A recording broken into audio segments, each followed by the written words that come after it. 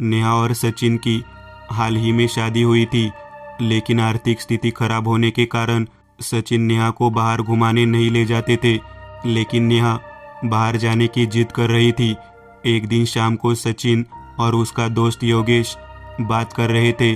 सचिन ने कहा, नेहा बाहर जाने की जिद कर रही है, लेकिन मुझे समझ नहीं आ रहा कि क्या करे।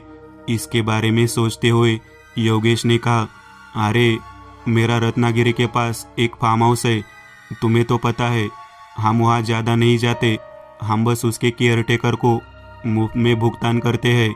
यदि तुझे अच्छा लगता है तो तू नेहा के साथ वहाँ जा, ज़्यादा खर्च भी नहीं होगा। अगर तू चाहे तो मेरी कार अपने साथ ले जा। सचिन ने कहा, अरे ये तो मेरे ध्यान में ही नहीं आया, बढ़िया विचार है। 2 दिनों में सचिन और नेहा ने सारी तैयारी कर ली। योगेश ने अपने आदमी को भी सूचित कर दिया। बाद में उस सुबह नेहा और सचिन पुणे से रत्नागिरी की ओर निकल गए। शाम के आसपास वे रत्नागिरी पहुंच गए, क्योंकि उन्हें फार्म हाउस का स्थान और केयरटेकर का नंबर दिया गया था, इसलिए उन्हें फार्म हाउस आसानी से मिल गया।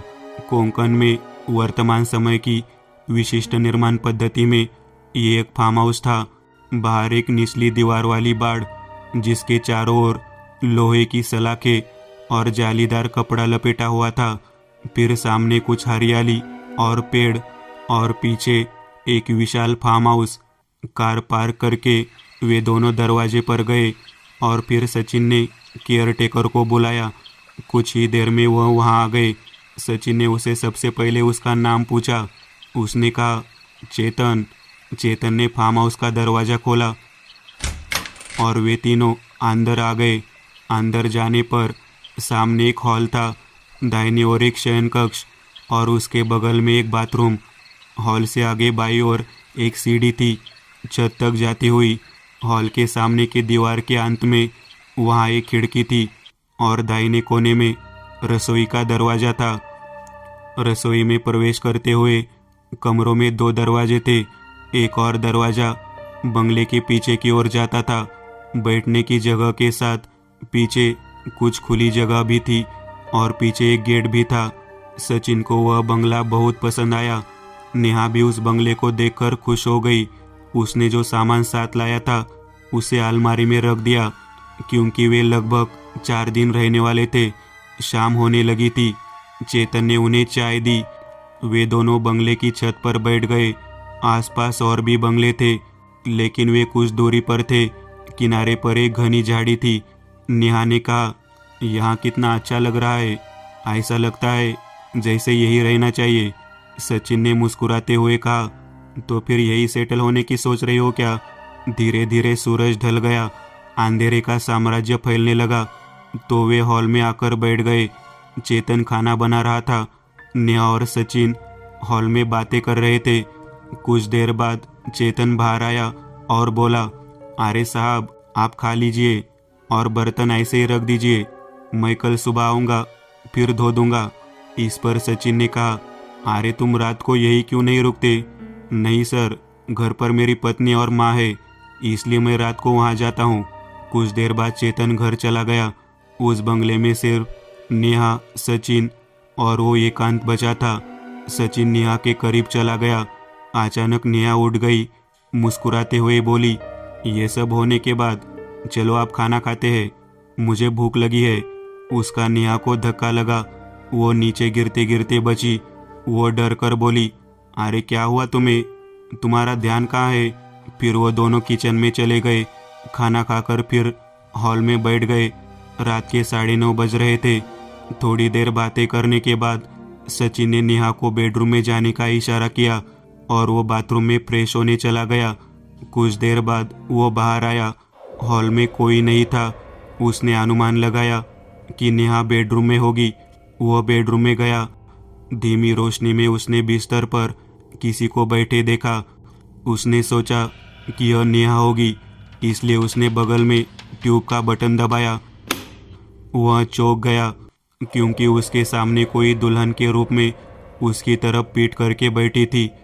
उसने सिर पर घूंघट ले रखा था। सचिन ने एक पल के लिए सोचा। उसे लगा कि यह नेहा की शरारत होगी, इसलिए वह धीरे से बिस्तर के पास गया और उसने चादर नीचे खींच ली। वैसे ही वह बिस्तर पर गिर गया। वहाँ कोई नहीं था। उसे झटका लगा और वो डर के मारे पीछे हट गया और दरवाजे के पास आया। सचिन ने कहा, वो बेड। अंदर देखते हुए नेहा बोली, क्या क्या है बिस्तर पर? मुझे कुछ दिखाई नहीं दे रहा। तो सचिन ने हैरान होकर अंदर देखा तो उसे भी अंदर कुछ नहीं दिखा। वो बोला, अंदर कोई तो था। नेहा ने कहा, बस कर, बहुत हुआ तुम्हारा नाटक, अब अंदर चलो। सचिन को लगा कि उसे इसका एहसास हो गया होगा। फिर दोनों बेडरूम में आ गए। कुछ ही देर में उनका रोमांस चालू हो गया, लेकिन उन दोनों में से किसी ने भी उस महिला पर ध्यान नहीं दिया जो बेडरूम में अलमारी पर पैर नीचे करके बैठी थी। लेकिन वह उन्हें घूर कर देख रही थी। थोड़ी देर बाद वे दोनों सो गए। रात के 1 बज रहे थे। नेहा किसी आवाज़ से जाग गई। थोड़ी देर सोने के बाद उसे महसूस हुआ कि उसके सामने लकड़ी की अलमारी का दरवाज़ा खुल रहा बंद हो रहा है। उसे लगा कि दरवाज़ा ठीक से बंद नहीं हुआ होगा, तो उसने उठकर दरवाज़ा ठीक से बंद कर दिया और फिर से सो गई। कुछ देर बाद फिर वही आवाज़ के साथ उसकी नींद खुली। वो हैरान हो गई क्योंकि उसने कुछ देर पहले ही दरवाज़ा बंद किया था। लेकिन यह सोचकर कि दरवाज़ा खराब होगा, वह फिर उठी और दरवाज़ा बंद करने गई। जैसे ही उसने दरवाज़ा छुआ, हरी चूड़ियाँ गिरकर टूट गई और उनमें से खून निकलने लगा। यह देखकर वह डर गई और सचिन को जगाने गई। सचिन आधी नींद में उठा और बोला, क्या हुआ? मुझे ऐसे क्यों उठा रही हो? इस पर नेहा ने कहा, अरे वो देख, वहाँ खून है। सचिन बिस्तर से उठकर वहाँ आया, लेकिन वहाँ कुछ भी नहीं था। उसने कहा, खून कहाँ है नेहा? वहाँ खून नहीं था। नेहा भी चकरा गई और बोली, अरे खून तो था और चूड़ियाँ भी थी। ओह, आधी नींद में तुम्हें कुछ एहसास हुआ होगा। चलो आप सो जाते हैं। कुछ देर बाद वह फिर सो गया। फिर से वही आवाज़ सुनकर नेहा की नींद खुल गई, लेकिन इस बार वो डर गई क्योंकि इस बार अलमारी से कुछ टकराने जैसी आवाज़ आ रही थी। नेहा डर गई और अलमारी के पास गई तो अलमारी में कुछ आवाज़ हो रही थी, इसलिए उसने अलमारी का एक दरवाज़ा धीरे से खोला। उसके सामने कपड़े थे। उसने उसे सरकाने के लिए हाथ बढ़ाया। अलमारी से एक हरा चूड़ा भरा सफ़ेद हाथ निकला और नेहा का हाथ पकड़ लिया। नेहा चौंक गई। उसके मुंह से शब्द निकल नहीं रहे थे। अचानक वो अलमारी हिलने लगी। नेहा डर के मारे चिल्ला पड़ी। अचानक वो छूट गई। उसकी आवाज़ से सचिन जाग गया। उसने देखा कि नेहा अलमारी के पास थी। वह उसके पास गया। वह अभी भी डर रही थी, कुछ नहीं बोल रही थी। सचिन ने कहा, आप क्या हुआ नेहा? नेहा बोली, अरे अलमारी से एक हाथ बाहर निकला और उसने मेरा हाथ पकड़ लिया। क्या बात कर रही हो नेहा? यह कैसे संभव है? यह कोई सपना तो नहीं था? फिर वह हाथ कहाँ है? नेहा ने कुछ नहीं कहा। उसकी हालत अजीब थी। वो सोच में फंस गई। हमें जो दिखा वो सच है या जैसे सचिन बोल रहा है वैसे कोई सपना तो नहीं देखा? वो इस सोच में पड़ गई। वो बिस्तर पर आकर सो गई। उसे नींद नहीं आ रही थी। वह शांत थी। अचानक उसे फिर से शोर सुनाई दिया, लेकिन इस बार उसने यह देखने का फैसला किया कि यह क्या था। इसलिए उसने पैर बिस्तर से नीचे किए। उसके पैरों में पानी लग गया। उसने घबराकर अपने पैर उठाए। नीचे हर जगह पानी था। धीरे धीरे पानी का रंग बदलने लगा। वह खून की तरह लाल होने लगा। उसने डर के मारे अपनी आंखें बंद कर ली। उसे लगा कि कोई उस पानी के बीच से गुजर रहा है। उसने आंखें खोली, नीचे देखा तो ऐसा कुछ नहीं था। वह पागल होने वाली थी। वह इस उलझन में थी कि क्या सच है और क्या नकली। अचानक सामने की अलमारी फिर से हिलने लगी। उसने सचिन को नहीं जगाया क्योंकि वह जानती थी कि अगर वह उसे जगह भी देगी, अलमारी हिलना बंद कर देगी। तो वो खुद ही उठकर अलमारी के पास गई। वो अलमारी के दरवाजे को छूने ही वाली थी कि दरवाजा अपने आप खुल गया। सामने का नज़ारा देखकर उसके मुंह से कोई शब्द नहीं निकला। अलमारी के एक तरफ एक आदमी खड़ा था। वह दूल्हे के वेश में था, परंतु उसका चेहरा सफ़ेद था। उसकी आंखें काली थी, उसके हाथ और पैर सूखे हुए थे। वो नेहा को गुस्से से देख रहा था और अचानक उसने नेहा को अलमारी में खींच लिया और अलमारी का दरवाजा बंद हो गया। सुबह सचिन उठा तो नेहा वहाँ नहीं थी। उसे लगा कि नेहा बाहर होगी, इसलिए उसने पूरे बंगले की तलाशी ली, लेकिन नेहा कहीं नहीं मिली। कुछ देर बाद चेतन भी आ गया। दोनों नेहा को ढूंढने लगे, लेकिन नेहा कहीं नहीं मिली। अचानक सचिन के दिमाग में कुछ आया। वो बेडरूम में अलमारी के पास गया और उसने अलमारी खोली। अलमारी में नेहा बेहोश होकर बैठी थी। चेतन चौंक गया। उन दोनों ने नेहा को बाहर निकाला और बिस्तर पर लिटा दिया। नेहा को होश नहीं था। सचिन ने चेतन से पूछा, क्या आसपास कोई डॉक्टर है? हाँ सर, एक डॉक्टर है, आप यहीं रुकिए, मैं उन्हें लेकर आता हूँ। सचिन नेहा के पास बैठा रहा। उसे पता ही नहीं चला कि कितना समय बीत गया। तभी चेतन डॉक्टर के साथ अंदर आया। डॉक्टर ने नेहा की जांच की। वे भी नेहा का ठीक से निदान नहीं कर सके।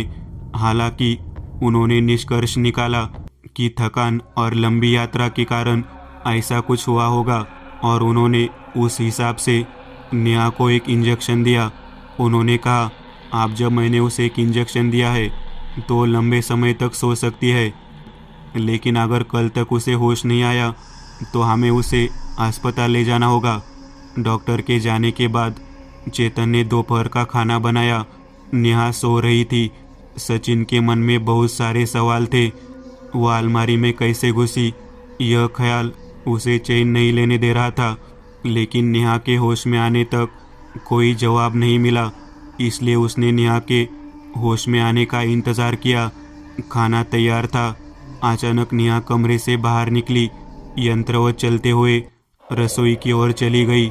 उसने पागलों की तरह चेतन का बनाया खाना खाया। जिस तरह से वो खा रही थी, दोनों में से किसी की उसे रोकने की हिम्मत नहीं हुई। उसने खाना खाया और वापस बेडरूम में जाकर सो गई। चेतन वैसे ही खड़ा था। सचिन को समझ नहीं आ रहा था कि क्या कहे, लेकिन चेतन ने हिम्मत करके कहा, सर, ये तो कुछ अलग मामला लग रहा है। अलग? अलग से आपका वास्तव में क्या मतलब है? भाई साहब को लगता है कि कोई बाहरी बाधा है। कुछ भी मत बोलो, मैं ऐसी बातों पर विश्वास नहीं करता। कल नेहा कुछ ऐसा बड़बड़ा रही थी, कुछ निकल रहा है वगैरह वगैरह। लेकिन सर, मैं इस बंगले में कितने साल से रह रहा हूँ, यहाँ किसी को कोई परेशानी नहीं हुई। ओह, ये सब झूठी कहानियाँ हैं। वह ऐसा इसलिए कर रही होगी क्योंकि वो यात्रा से थक गई है। सचिन कहे तो रहे थे, लेकिन उन्हें अभी भी अपने सवाल का जवाब नहीं मिल पा रहा था। शाम हो रही थी। सचिन अकेला बैठा था। बाहर का माहौल बहुत ठंडा था, लेकिन उस बंगले में घना कोहरा छाया हुआ था। ट्यूबलाइट भी धीमी थी। चेतन रात का खाना खाकर घर चला गया। सचिन ने कुछ खाना खाया और हॉल में बैठ गया। कुछ देर टीवी देखने के बाद वह अंदर सोने चला गया। नेहा उसके बगल में लेटी हुई थी। वह चिंता से सो नहीं सका क्योंकि सर्दी के दिन थे और हवा भी बहुत ठंडी थी। इसलिए उसने नेहा के शरीर पर एक चादर डाल दी और वो भी आंखें बंद करके लेट गया। रात करीब 11 बजे उसे लगा कि नेहा हिल रही है, तो उसने आंखें खोली। बगल का नज़ारा देखकर उसकी नींद खुली। नेहा बिस्तर पर बैठी थी। उसके पैर भी फैले हुए थे और उसकी चादर अभी भी उसके सिर पर थी। सचिन घबरा कर उठ बैठा। उसने नेहा के कंधे पर हाथ रखा। उसके चेहरे पर पड़ी चादर नीचे गिर गई। उसने अपना सिर सचिन की ओर कर लिया। उसका चेहरा सफ़ेद था, उसकी आंखें लाल थी। उसने गुस्से से कहा, मुझे छूने की तेरी हिम्मत कैसे हुई? सचिन हैरान हो गया क्योंकि भले ही नेहा बात कर रही थी, आवाज़ नेहा की नहीं थी। ऐसा लग रहा था कि नेहा के मुंह से कोई और बात कर रहा है। एक और बात पर सचिन का ध्यान गया। नेहा के गले में मंगलसूत्र उसके गले में सामान्य मंगलसूत्र नहीं था। जैसे ही सचिन उसके मंगलसूत्र को छूने ही वाला था, नेहा ने सचिन को जोर से धक्का दे दिया। सचिन नीचे गिर गया। इसी बीच नेहा पुरुषी स्वर में बोली, मेरी पत्नी के मंगलसूत्र को हाथ मत लगाना। सचिन पर एक के बाद एक मार पड़ रही थी। उसे एहसास हुआ कि मामला कुछ और है, लेकिन तब तक बहुत देर हो चुकी थी। नेहा अचानक बिस्तर पर गिर गई। सचिन उसके पास गया, लेकिन वह बेहोश थी। इस बीच सचिन उसके गले से वह मंगलसूत्र उतारने लगा। जैसे वह उसे हटाने वाला था, उसे अपने कान के पास एक भयानक हंसी सुनाई दी और एक आवाज आई, लगा दिया तूने भी हाथ। सचिन ने पास में पड़ा मोबाइल फोन उठाया। वो चेतन को फोन करने ही वाला था कि तभी कमरे में एक आदमी और एक औरत हंसने लगे। अचानक बंगले में चीख गूंज उठी। अलमारी का दरवाजा पटकने लगा। आवाज भयानक थी। सचिन दरवाजा बंद करने गया। किसी ने उसे अलमारी में खींच लिया और दरवाजा बंद हो गया। उसने दरवाजे को कितना भी धक्का दिया, दरवाजा नहीं खुला। उसने हाथ में लिए मोबाइल की रोशनी में पहले दाहिनी ओर देखा। वह दृश्य देखकर उसका दिल रुकने को हो रहा था। उसके चेहरे के सामने एक औरत का चेहरा था, पूरा सफेद चेहरा। महिला उसे गुस्से से देख रही थी। इतने में सचिन ने दरवाजे पर जोर से धक्का दिया। दरवाजा टूट गया और सचिन नीचे गिर गया। सचिन सबसे पहले अलमारी के पास गया, लेकिन वहाँ कोई नहीं था। उसे लगा जो कुछ भी है वो उसी कमरे में है, इसलिए उसने नेहा को उठाया और वो उसे बाहर ले आया। उसे हॉल में सोफे पर सुला दिया और उसने चेतन को फोन किया। अचानक बंगले की बिजली चली गई। सारी लाइटें बंद हो गई। रात के 3 बजे थे। उस वक्त हॉल में सिर्फ उसके मोबाइल की लाइट थी। उसने हंसी की आवाज़ सुनी। उसने मोबाइल उस तरफ घुमाया। उधर से एक औरत की शक्ल किचन में जाती दिखी। अचानक नेहा उठी। उसने सचिन को धक्का दे दिया और पुरुष स्वर में हंसते हुए उसके चारों ओर हवा में एक पहिया घुमाया और रसोई की ओर चली गई। मोबाइल की रोशनी में सचिन को ज़्यादा आगे नहीं दिख रहा था, इसलिए वह उठकर रसोई की ओर चला गया। अब चारों ओर शांति थी। वह घबराकर रसोई में गया। पहले उसने इधर उधर देखा, वहाँ कोई नहीं था। फिर वह बंगले के शयन कक्ष में गया। उसने दरवाजा अंदर धकेला। सामने का नज़ारा हड्डियाँ कंपा देने वाला था। सामने दीवार पर एक कोने में दीवार से चिपकी हुई नेहा थी और दूसरे कोने में वो औरत जिसे सचिन ने अलमारी में देखा था। दोनों मुस्कुराते हुए सचिन को देख रहे थे। सचिन ने डर के मारे उस कमरे का दरवाजा बंद कर दिया और वो बाहर आकर बैठ गया। अगली बात का सामना करने की उसमें हिम्मत नहीं थी। इतने में चेतन आया। सचिन ने उसे सारी बातें बताई और फिर उसने घर पर अपनी माँ को फ़ोन किया। उसकी माँ भी हैरान रह गई, लेकिन उसने कहा, कल तुम यहाँ आओ, देखते हैं क्या करना है। किसी तरह वो रात कटी। सुबह सूरज निकला तो चेतन और सचिन अंदर गए। बेडरूम का दरवाज़ा खुला। अंदर नेहा अजीब तरह से लेटी हुई थी। दोनों ने उसे पकड़कर कार में बैठाया। सचिन ने सारा सामान लाकर कार में डाला और वह सीधे पुणे की ओर चल दिए। नेहा पीछे की सीट पर सो रही थी। वह तेजी से गाड़ी चला रहा था। वह दोपहर में पुणे स्थित घर पहुंचा। वह नेहा को उठाकर घर के अंदर लाया। वही घर में उनकी माँ के अलावा एक और शख्स थे। उनकी माँ ने कहा, पिछली बार जब मैं अपने एक दोस्त के बेटे ऋषि के शादी में गई थी तो मेरी इनसे मुलाकात हुई। इनका नाम एकदंत है। वे हमारी मदद जरूर करेंगे। तूने मुझे रात को फ़ोन करके बताया, तब मुझे एहसास हुआ कि यह क्या है। यह आम आदमी के बस की बात नहीं है। इसलिए मैं सुबह एकदंत के घर गई और उनसे दोपहर को यहाँ आने का अनुरोध किया। नेहा वहाँ सोफे पर सो रही थी। एकदंत उसके पास गए। उन्होंने उसके माथे को छुआ और फिर सचिन से बोले, मुझे विस्तार से बताओ कि तुम्हारे साथ क्या हुआ था। सचिन ने जो कुछ हुआ था वो याद करके एकदंत को बताया। कुछ देर सोचने के बाद एकदंत ने कहा, आपने कहा था कि यह मंगलसूत्र नेहा का नहीं है, फिर यह कहाँ से आया? सचिन ने कहा, जब हम पुणे से निकले तो रत्नागिरी के पास एक खाड़ी के पास एक छोटे पुल पर हमारी कार का टायर पंक्चर हो गया। मैं कार में टायर बदल रहा था, तभी नेहा आसपास चल रही थी। खाड़ी में पानी कम था तो यह मंगलसूत्र और सोने की चूड़ियाँ मिली। नेहा को सोने का बहुत शौक है और मैं ज़्यादा कुछ नहीं दे सकता, वह यह जानती है। इसलिए उसने मंगलसूत्र और चूड़ियाँ उठाई और अपने साथ ले आई। मैंने उसे कहा भी हम किसी और की चीज़ें क्यों ले, लेकिन उसने नहीं सुनी। एकदंत ने कहा, जब आप उस बंगले में गए थे तो ये चूड़ियाँ और मंगलसूत्र कहाँ रखे थे? ज़्यादातर नेहा इसे हमारे सामान में रखती थी और सामान अलमारी में था। इतना कहते कहते सचिन के दिमाग में बिजली कौंध गई और जैसे ही वो कुछ कहने वाला था, एकदंत बोले, आप सही सोच रहे हैं, जो कुछ भी हुआ वह इस मंगलसूत्र के कारण हुआ। यह मंगलसूत्र और चूड़ियाँ अलमारी में थी तो जो कुछ भी हो रहा था वो उस अलमारी के साथ था। लेकिन एक बात अच्छी है कि वो जो भी बुरी शक्ति है वो केवल रात में ही परेशान करती है, जिसका अर्थ है कि वह शक्ति अपने मूल से बहुत दूर है, इसलिए उसकी ताकत केवल रात में ही होती है। और तू जो कह रहा है उससे ऐसा लगता है जैसे वे दोनों आत्माएं हैं और वे एक दूसरे से बहुत करीब से जुड़े हुए हैं। हाँ, ये तो सही है, लेकिन अब हमें क्या करना चाहिए? अब उस शक्ति के स्रोत की ओर चलते हैं, ये गहने लेके, और अगली रस्म वही करनी है। लेकिन उससे पहले तुम नेहा को उठाकर बेडरूम में रखना, हम उसकी सुरक्षा का इंतज़ाम करते हैं। एकदंत उस बिस्तर के पास गए जहां नेहा सो रही थी। उन्होंने अपने बैग से अभिमंत्रित जल की बोतल निकाली और बिस्तर के चारों ओर घेरा बनाया और कहा, अब वो बुरी शक्ति नेहा तक नहीं पहुंच पाएगी, इसलिए हमारे पास समय होगा हमारा काम करने के लिए।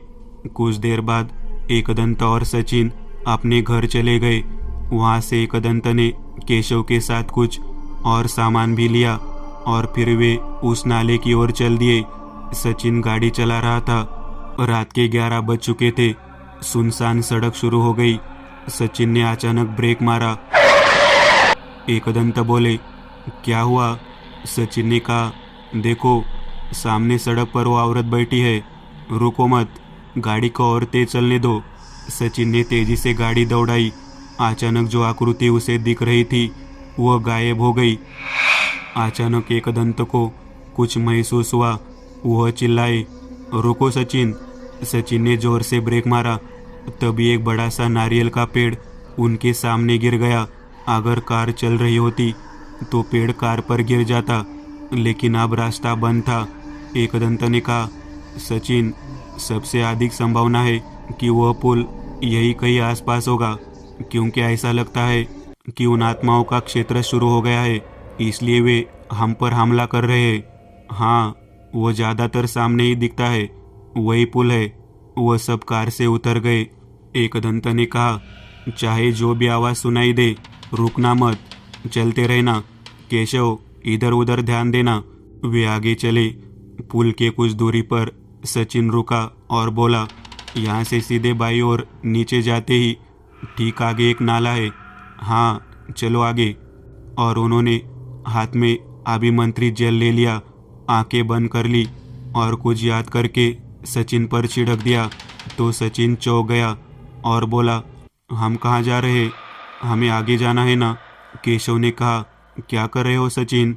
एकदंत ने कहा, केशव, अरे अब वो सचिन नहीं था, हमें गलत राह पर ले जाने की उस आत्मा की चाल थी।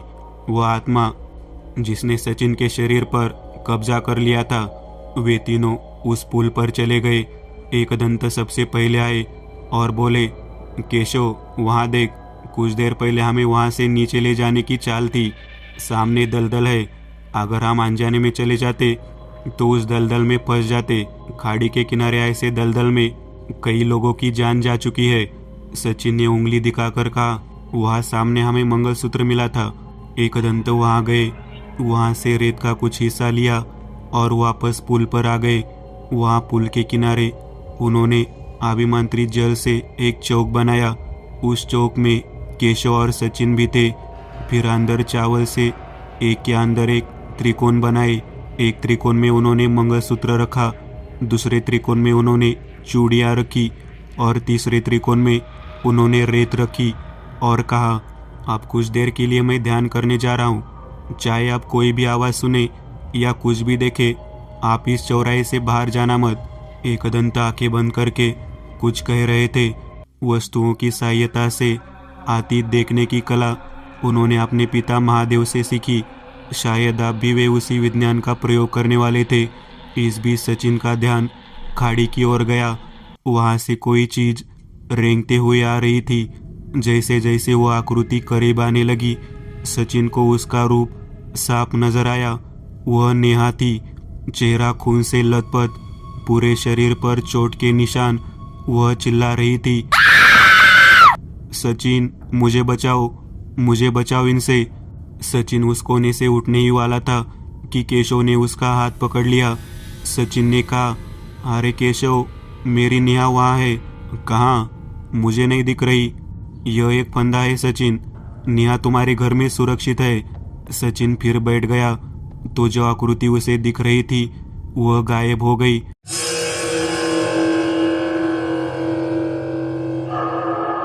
अचानक हवा तेज चलने लगी, माहौल बदलने लगा। तभी उन्हें पीछे से चीख सुनाई दी। वे दोनों पहले पीछे मुड़े। एक महिला हवा में उनकी ओर दौड़ रही थी। उसका आवाज कान को पीड़ा देने वाला था। उसका रूप बहुत भयानक था। महिला उनके पास आकर खड़ी हो गई। दोनों उसका रूप देख सकते थे। उसकी शक्ल पानी में सड़ती हुई लाश जैसी थी। लेकिन केशव की नज़र उसके पैरों पर गई। वो उस चौराहे से बाहर थी, लेकिन उसकी शक्ल देखकर सचिन की हालत खराब हो गई। केशव ने कहा, सचिन तुम अपनी आंखें बंद करो और फिर ध्यान केंद्रित करो। हम इस चौक में पूरी तरह से सुरक्षित है।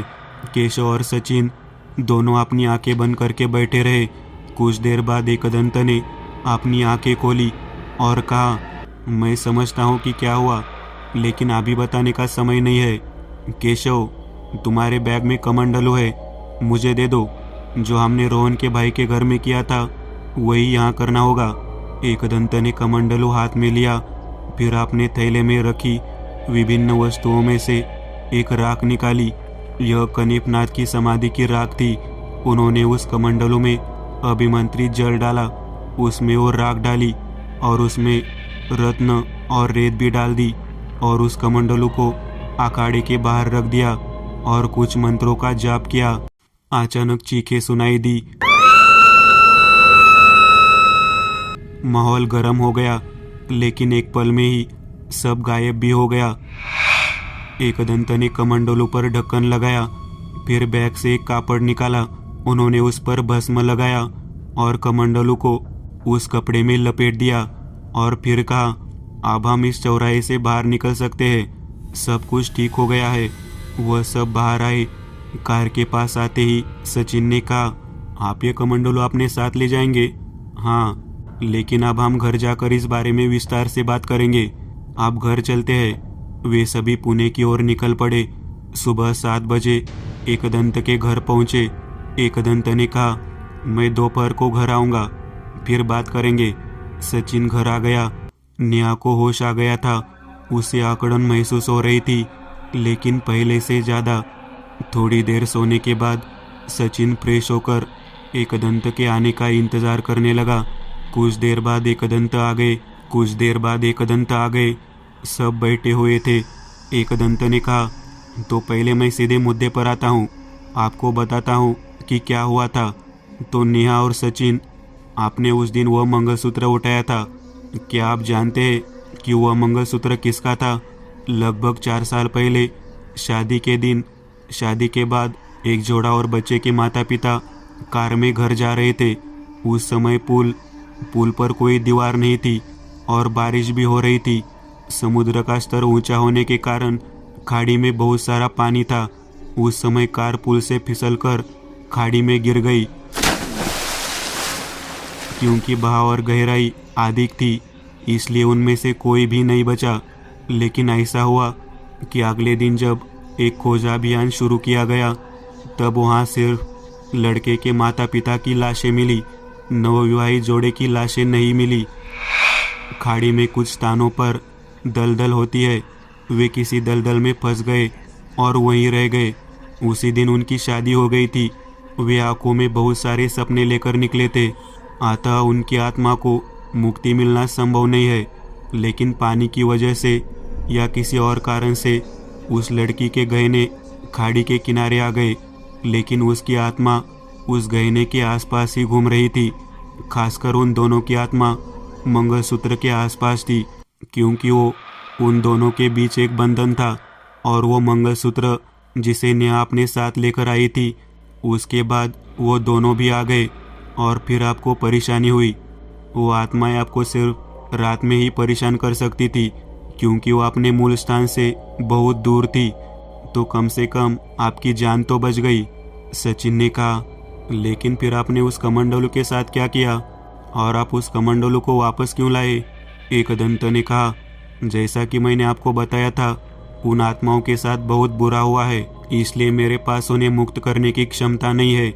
इसलिए मैंने उन्हें उस कमंडलू में बांध दिया, ताकि वे आप किसी को परेशान न करें, और वो कमंडलू मेरे उस कमरे में रहेगा।